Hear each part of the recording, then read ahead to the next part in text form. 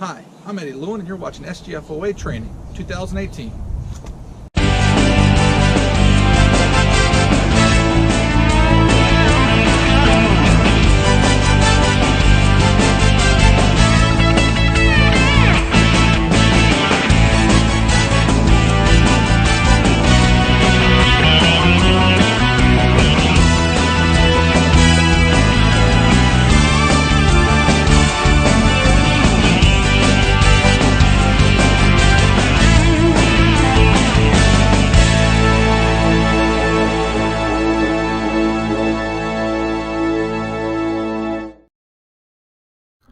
Okay, the first new rule change for this year is these three sections right here that have been updated, but it basically says an improperly equipped player shall be placed for at least one down.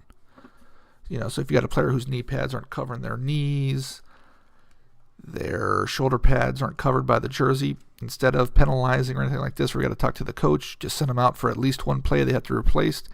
And this is just like if you have an injury substitution, something like that, they can't call it timeout to buy themselves back in.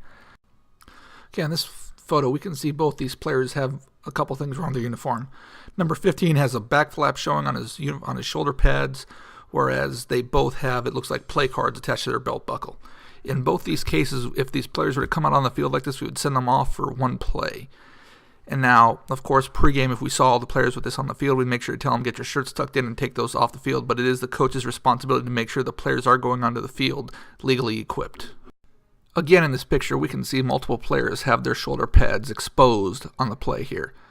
Now, what I would do is before the game, make sure you tell the coach all this is coming out. You don't want to send all these players off at once. Now, if this was something that happened after a play, like they're getting up and tell them to move it off the field, or, make sure your shoulder pads are covered up, this, that, and the other.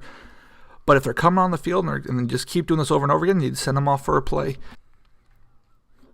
Okay, the second rule change that happened this year is they changed 232.16a, which is the whole defenseless player classification section, but they did change provisions for a passer, because in the last set of rules when they put in, it said that a passer is it's illegal, a defenseless player is a passer who is in the act of throwing the ball, and that's not exactly true, so they've made it so that they do not apply to a passer until a legal forward pass is thrown.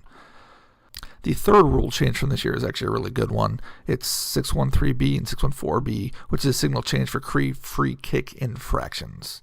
The signal change, other than encroachment in the neutral zone, has been changed from signal 18, which is the encroachment signal, signal 19, which is the illegal procedure, rolling of the hand signal. This is really good because if you had, illegal formation on a kickoff, that type of thing, you still do the encroachment signal. It's very confusing to everyone in the stands.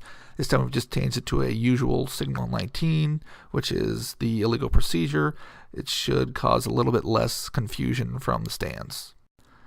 This new rule right here talks about a new penalty option adopted for fouls by the kicking team during kicking plays.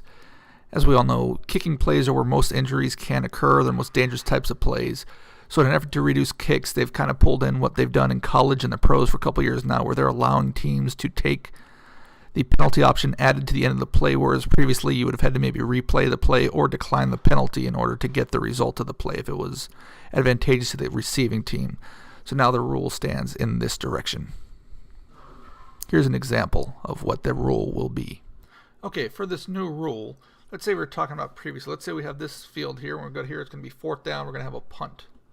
So let's say this is the ball is snapped from here back to the kickers back here. He punts it all the way over to here, and it is caught right here and returned out of bounds at the 50. But let's say as he was kicking, we had holding right here on the K team.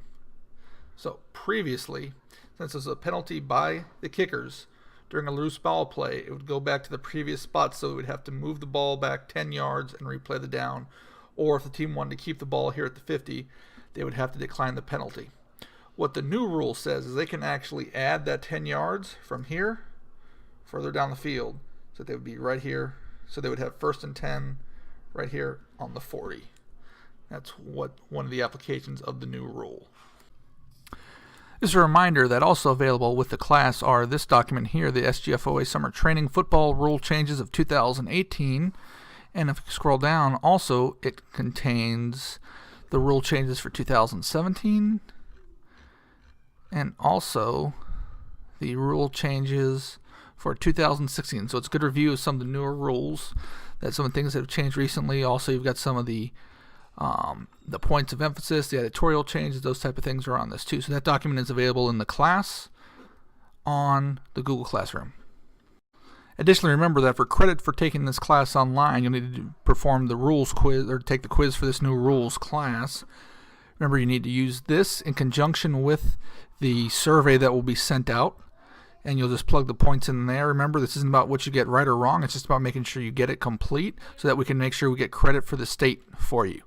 If you have any questions, you can always contact me or any other board member on the quizzing process and how to make sure you get credit for the class. Thanks.